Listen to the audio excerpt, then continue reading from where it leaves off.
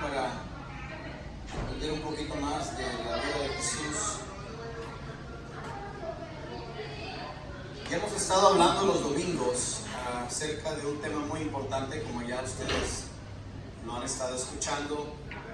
Hablamos acerca de 2 de Corintios capítulo 11 versículo 4, donde dice que el apóstol Pablo le estaba reclamando a la iglesia de Corinto de que ellos fácilmente escuchaban a un Jesús que no era el Jesús verdadero, que fácilmente recibían un espíritu y un evangelio que no era el verdadero.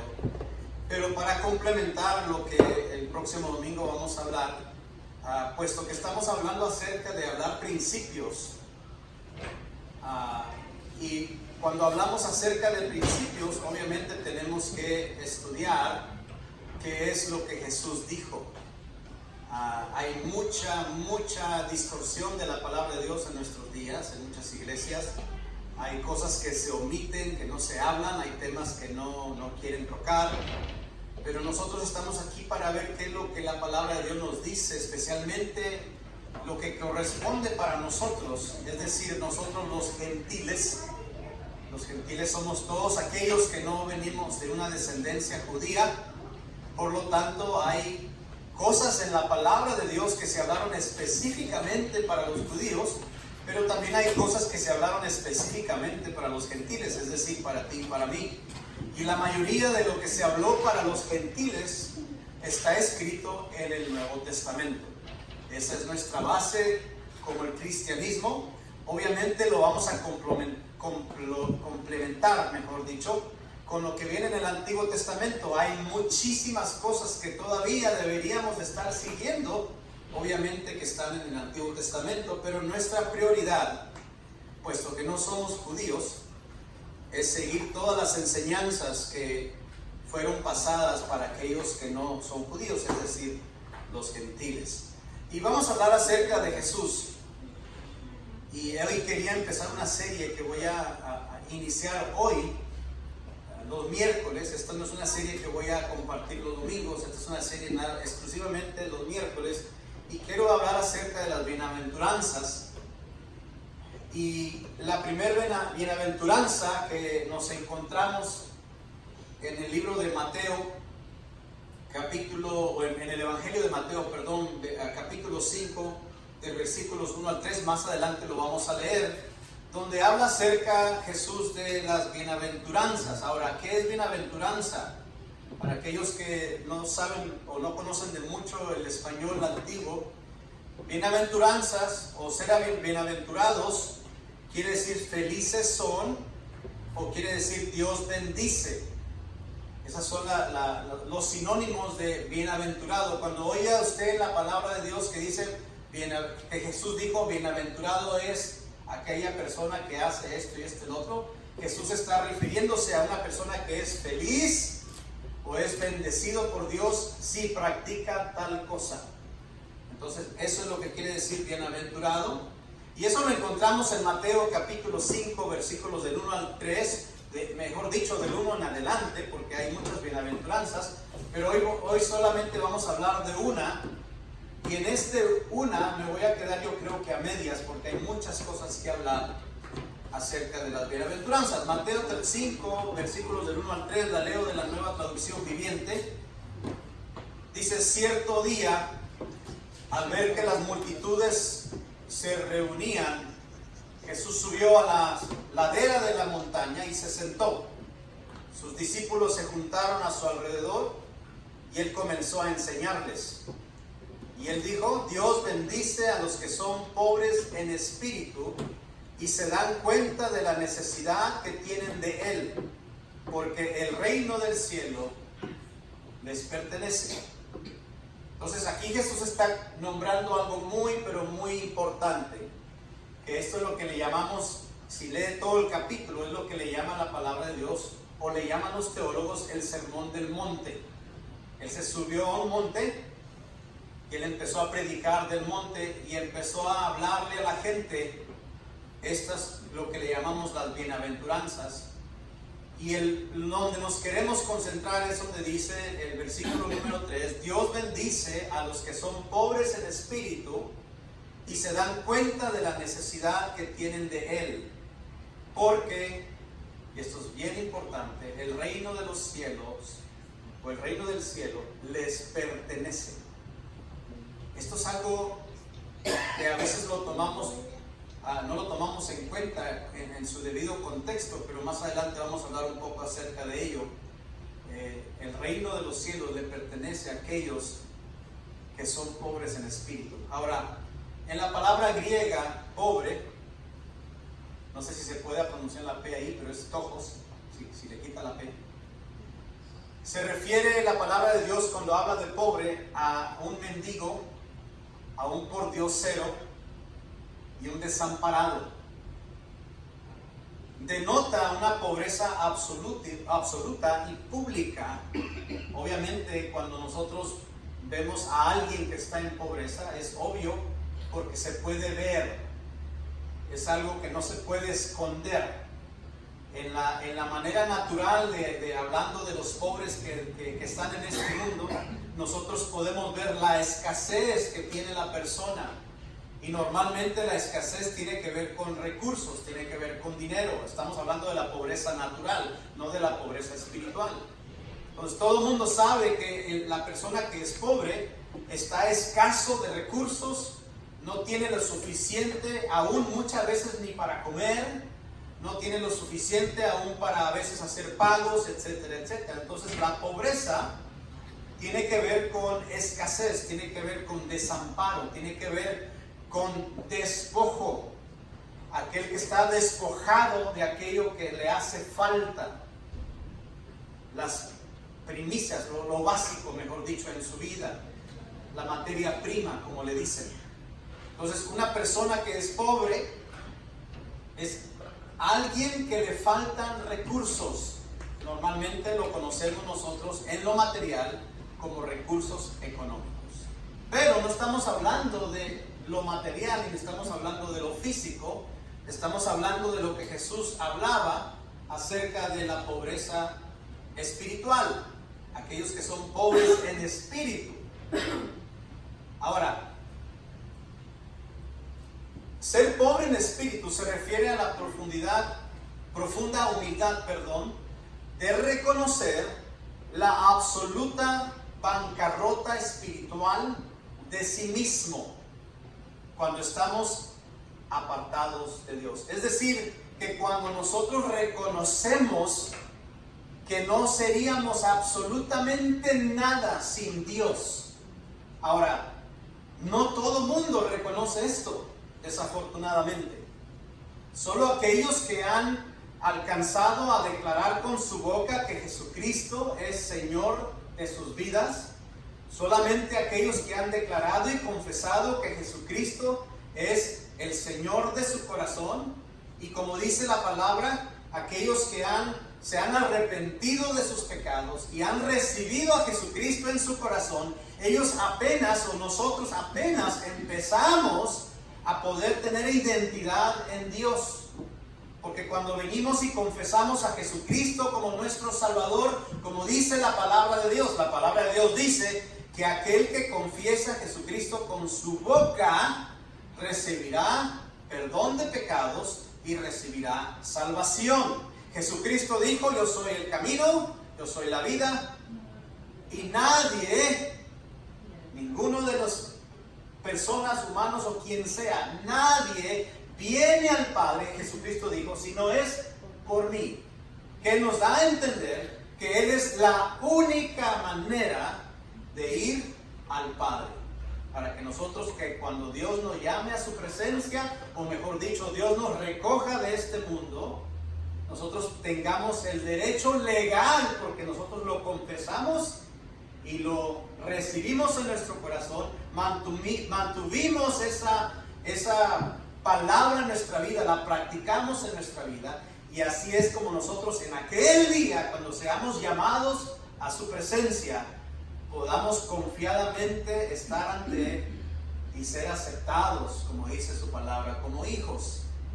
Los pobres en espíritu exhiben una genuina humildad y están despojados de todo orgullo. Esa es la palabra clave para aquellos que son pobres en espíritu. ¿Qué sucede o qué le sucede normalmente a una persona que no tiene a Dios en su corazón o no reconoce a Jesús en su corazón allá en el mundo? Estamos hablando de allá en lo natural. ¿Qué sucede cuando una persona lo tiene todo en cuestiones de recursos, en cuestiones de dinero? La persona normalmente es una persona que se enorgullece, una persona que tiene mucho orgullo, una persona que se siente invencible, una persona que piensa que con el dinero lo va a comprar todo. Normalmente eso sucede con la gente que es rica. Entonces, normalmente cuando nosotros escuchamos orgullo, lo podemos relacionar con una persona que ya dice: yo no necesito nada, lo tengo todo el dinero, yo puedo hacer lo que yo quiera, yo puedo comprar lo que yo quiera. Hay mucho orgullo normalmente en las personas que no conocen a Dios y que tienen mucho dinero.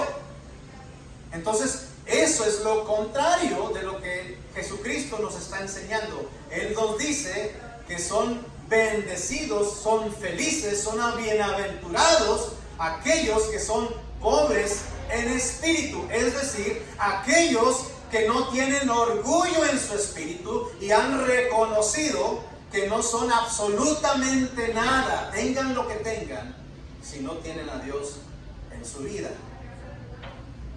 La pregunta es: ¿cómo podemos saber si somos pobres en espíritu? Número uno, siempre una persona que es pobre en espíritu siempre es humilde ante sus propios ojos. Miren lo que dice Primera de Pedro capítulo 5 versículo 5. Dice: del mismo modo, ustedes los más jóvenes tienen que aceptar la autoridad de los ancianos, y todos vístanse con humildad en su trato los unos con los otros, porque, aquí viene la clave del versículo, Dios se opone a los orgullosos, pero da gracia a los humildes. Entonces, ¿qué es lo que nos está diciendo la palabra de Dios? Que Dios no le gusta cuando hay orgullo en nuestro corazón. Dios no le gusta cuando pensamos que nosotros ya lo tenemos todo. A Dios sí le agrada que nosotros seamos pobres en espíritu, porque la pobreza en espíritu tiene que ver con humildad y tiene que ver despojándote de todo orgullo de tu corazón y aceptando en tu corazón que sin Él tú no eres nada. Primera de Pedro capítulo 4 versículo 13 dice: en cambio, alégrense mucho porque estas pruebas los hacen ser partícipes con Cristo de su sufrimiento, para que tengan la inmensa alegría de ver su gloria cuando sea revelada a todo el mundo.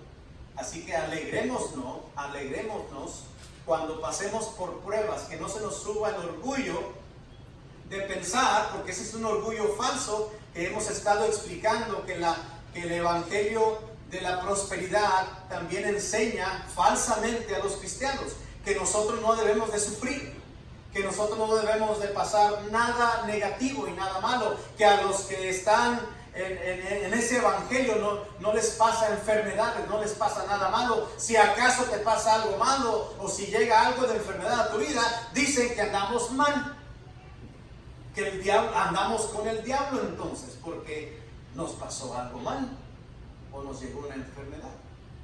Cuando la Biblia claramente enseña que los apóstoles tanto sufrieron, algunos hasta los decapitaron las cabezas por andar en el evangelio, algunos se enfermaban, algunos padecían hambre. El apóstol Pablo decía: yo sé vivir en escasez, yo sé vivir cuando hay comida en abundancia, he tenido hambre y a veces he tenido mucho. Los apóstoles claramente nos enseñaban que ellos sufrían. No existe tal enseñanza en la palabra de Dios que nada más porque tú eres un cristiano quiere decir que no vas a sufrir, que no va a llevar dificultad a tu vida. La palabra es bien clara: se ha torcido a la manera de que si algo negativo te pasa o alguna enfermedad te llega, se ha llegado a decir que entonces nosotros andamos mal y que andamos agarrados de la mano del diablo porque tales cosas no sucedieron. Pero la palabra de Dios dice lo contrario. Entonces aquí lo que nos dice Pedro, dice, alégrense mucho porque estas pruebas, él mismo está diciendo, van a llegar pruebas, los hacen ser partícipes con Cristo de su sufrimiento. Primera de Pedro capítulo 5 versículo 6 dice, así que humíllense ante el gran poder de Dios y a su debido tiempo Él los levantará con honor. El humillarnos es reconocer que somos pobres en espíritu, es reconocer que sin Dios no somos absolutamente nada. El que es pobre en espíritu ama hacer todo su trabajo en lo oculto y no recibe honor de los hombres, o no necesariamente tiene que recibir honor para él sentirse bien. En Mateo capítulo 6, versículos 1 y 2 y 3 y 4, vamos a leer esto, el 1 y el 2, dice, tengan cuidado, no hagan sus buenas acciones en público para que los demás los admiren, porque perderán la recompensa de su Padre que está en el cielo. Cuando le des a alguien que pasa necesidad, no hagas lo que hacen los hipócritas que tocan la trompeta en las sinagogas y en las calles para llamar la atención a sus actos de caridad. Les digo la verdad, no recibirán otra recompensa más que esa. O sea, los aplausos es todo lo que la gente va a recibir. Y el versículo 3 y 4 dice, pero tú, ahora nos está hablando a todos aquí, seas judío o seas gentil, pero tú, cuando le des a alguien que pasa necesidad, que no sepa tu mano izquierda lo que hace tu derecha. Eso quiere decir, no lo anuncies, no lo hagas público. Entrega tu ayuda en privado y tu Padre, quien todo lo ve, te recompensará.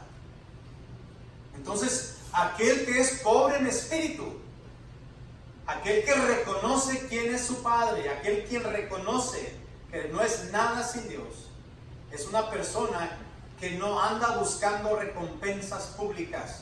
Él lo que anda buscando es recompensas de Dios. Y para que tú recibas recompensas de Dios, especialmente cuando quieres ayudar a alguien en necesidad, tienes que mantenerlo privado entre tú y Dios para que Él te recompense. Y Él te dé la recompensa que tú te mereces. Alguien que es pobre en espíritu ama ocupar el último lugar, no porque desee ser más estimado, sino porque piensa que ese es precisamente el lugar que le corresponde. En Lucas capítulo 14, versículos 7 y 8, dice, cuando Jesús vio que todos los invitados a la cena trataban de sentarse en los lugares de honor, cerca de la cabecera de la mesa, les dio el siguiente consejo. Aquí es Jesús hablando. Cuando te inviten a una fiesta de bodas, no te sientes en el lugar de honor. ¿Qué pasaría si invitaron a alguien más distinguido que tú? El anfitrión vendría y te diría, cédele tu asiento a esta persona. ¿Te sentirías avergonzado? Y tendrías que sentarte en cualquier otro lugar que haya quedado libre al final de la mesa.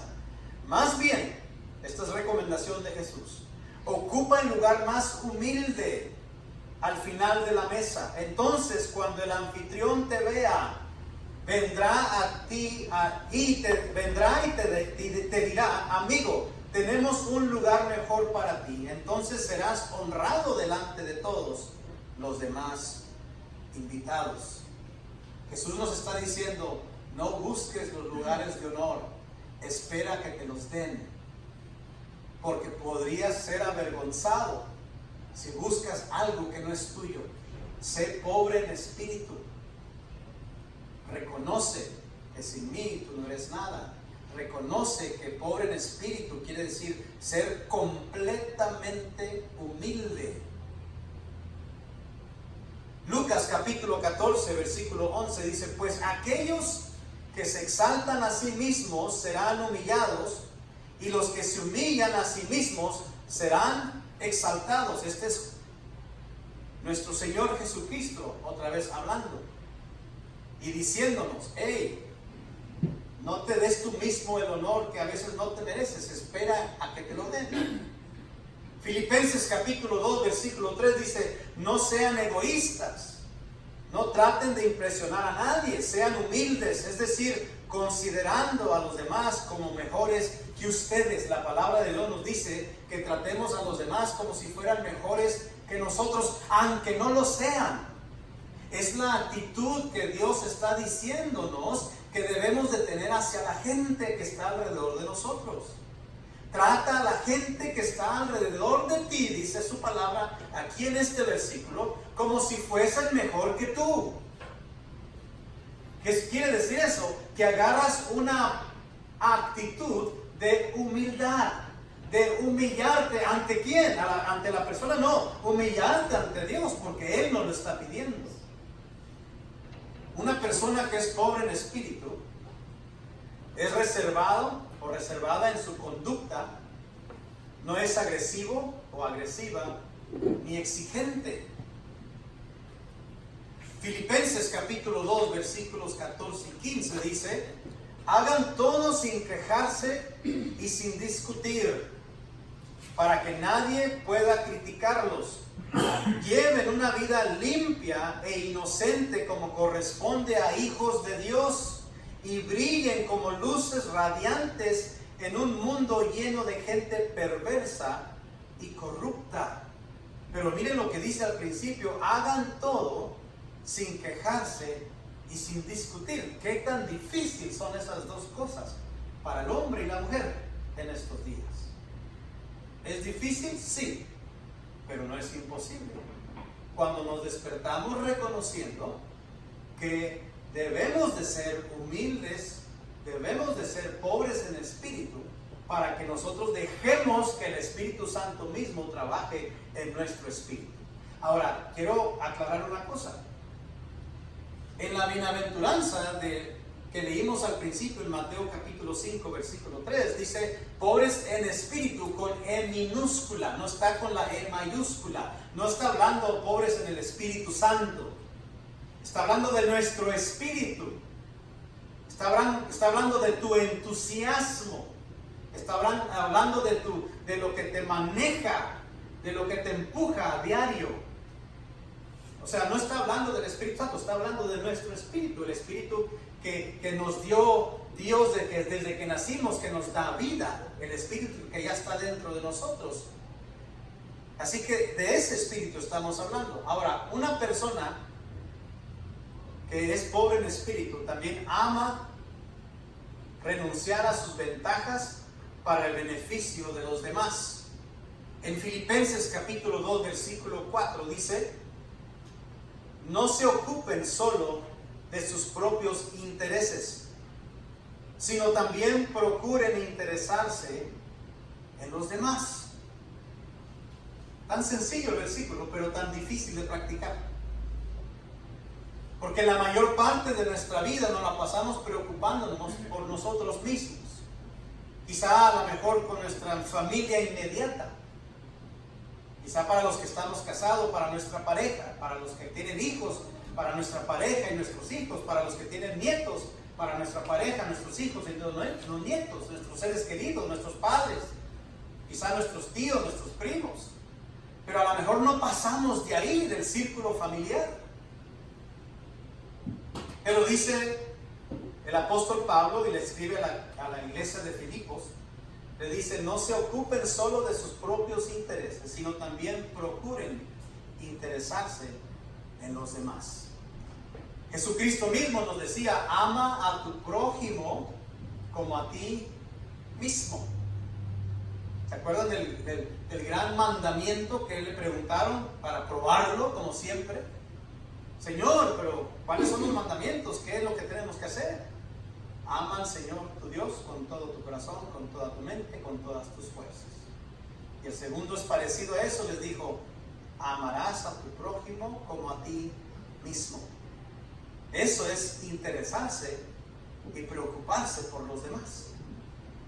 El apóstol Pablo simplemente está pasando la misma información que Jesucristo le pasó a él y diciéndolo en palabras diferentes aquí a la iglesia de Filipos, pero es exactamente lo que Jesucristo predicaba, que nosotros tenemos que amar a nuestro prójimo como a nosotros mismos. Tenemos un grave problema si nosotros no nos amamos a nosotros mismos. Ahí es donde nosotros vamos a tener problema en amar a otros. Pero ese es otro tema que después vamos a tocar. ¿Qué es lo que quiere decir amarnos a nosotros mismos? Una persona que es pobre en espíritu no busca ser alguien grande, tanto en lo terrenal como en un nivel espiritual. Su único deseo es hacer la voluntad de Dios. En Mateo capítulo 20, del 24 en adelante, dice: cuando los otros 10 discípulos oyeron lo que Santiago y Juan habían pedido, se indignaron. Déjenme pararme ahí. ¿Qué fue lo que pidieron? Está en los versículos anteriores. Lo que ellos estaban pidiendo, y en otro evangelio viene la mamá juntamente con ellos. A mami viene a interceder por sus hijos y va con Jesús y le dice: mis hijos quisiera que estuvieran al lado tuyo cuando estés tú allá en la gloria. Cuando ellos también pasen a tu gloria, quisiera que mis hijos estuvieran contigo sentados a un lado de ti. Y no nada más eso, sino aquí es lo que los otros discípulos oyeron. Dijeron: hey, wait a minute. Cuando los otros 10 discípulos oyeron lo que Santiago y Juan habían pedido, se indignaron, se enojaron. ¿Cómo se les ocurre? ¿Cómo se atreven estos dos a pedirle a Jesús que quieren estar a un lado de él allá en el cielo? El 25 dice: así que Jesús los reunió a todos y les dijo: ustedes saben que los gobernantes de este mundo tratan a su pueblo con prepotencia y los funcionarios hacen alarde de su autoridad frente a los súbditos. Noten esto muy bien, porque lo he estado predicando ya por muchos domingos. Estas dos cosas son las cosas que practican las gentes allá afuera que no conocen a Jesús y que no conocen a Dios. ¿Qué es lo que hacen? Tratan a su pueblo con prepotencia, con mucha autoridad forzada, y los funcionarios hacen alarde de su autoridad frente a los súbditos. Es decir, la gente allá afuera maltrata a la gente subyugándoles, poniéndoles reglas muy fuertes, demandando cosas que a veces en muy mala gana se los piden que hagan. Pero Jesús les dice en esos versículos Jesús les dice: yo no quiero que ustedes sean así. Jesús les contesta aquí, dice: pero entre ustedes será diferente.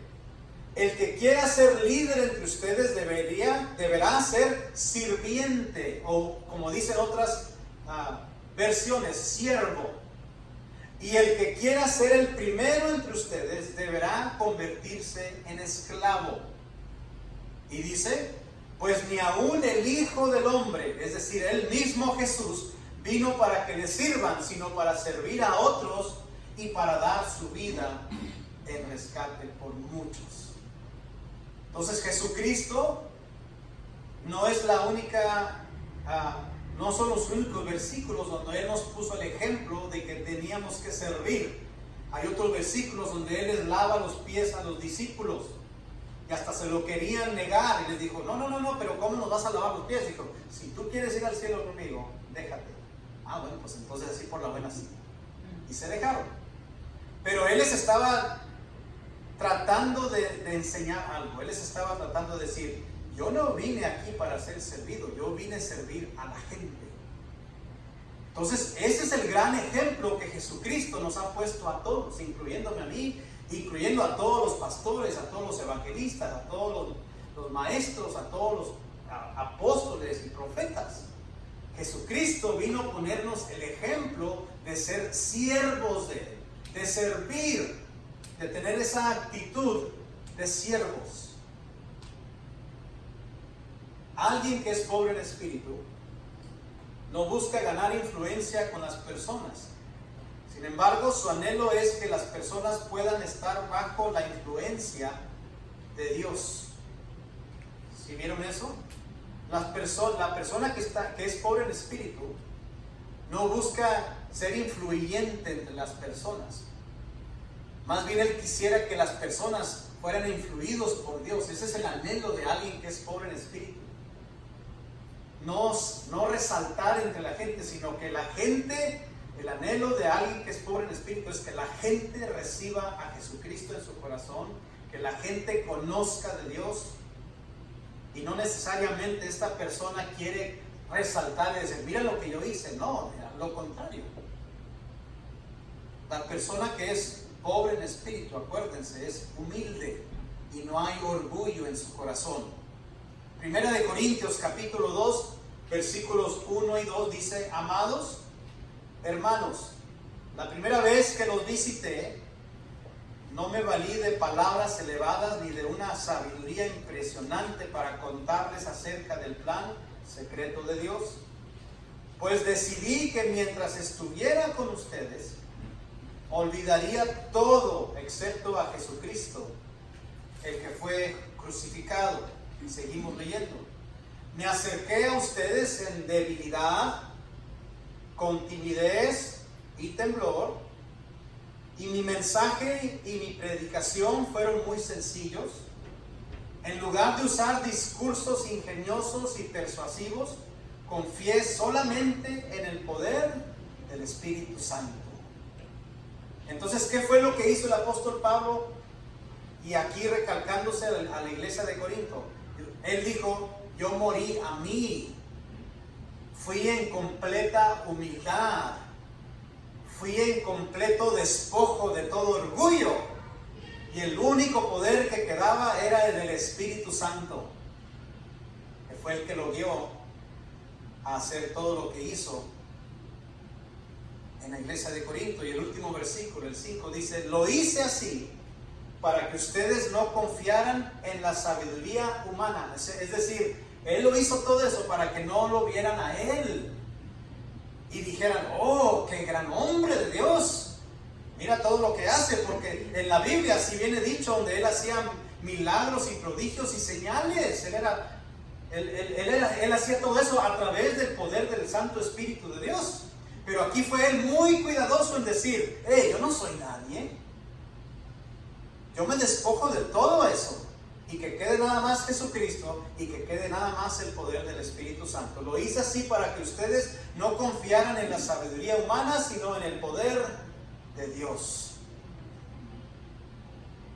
Y en 1 de Corintios capítulo 9, versículos 19 y 20 en adelante, dice el mismo apóstol Pablo, escribiéndole a la misma iglesia, dice: a pesar de que soy un hombre libre y sin amo, me he hecho esclavo de todos para llevar a muchos a Cristo. ¿Qué dijo?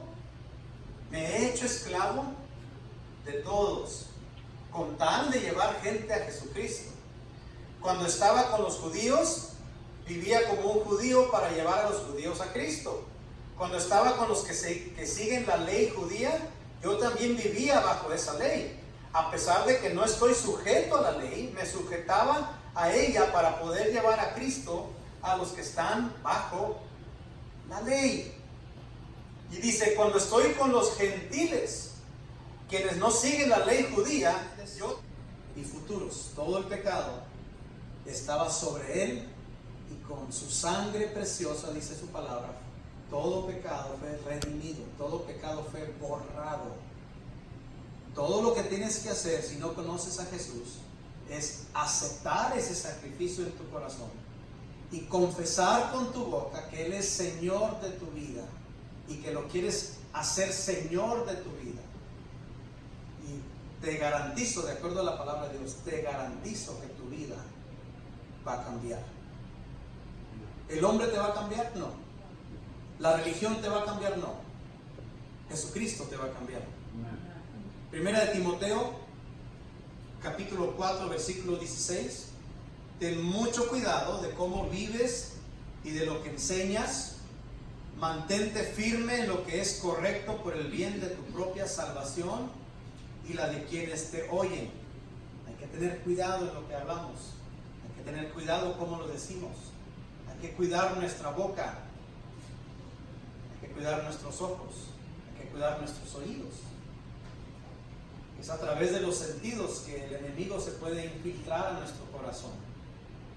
Hagan un pacto, usted en su vida privada, haga un pacto con Dios en cuidar sus ojos, haga un pacto con Dios en cuidar sus oídos, que son las dos maneras en las cuales, yo les decía, el enemigo puede entrar. Mucho cuidado con lo que vemos, mucho cuidado con lo que oímos.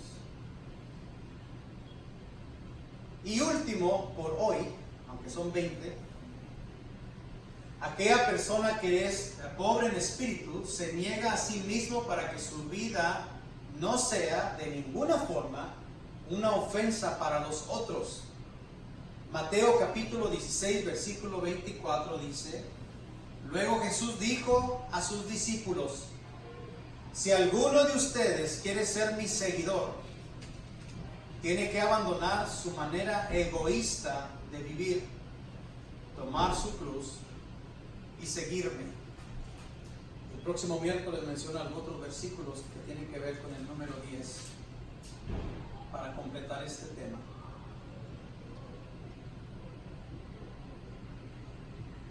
Vamos a seguir con esta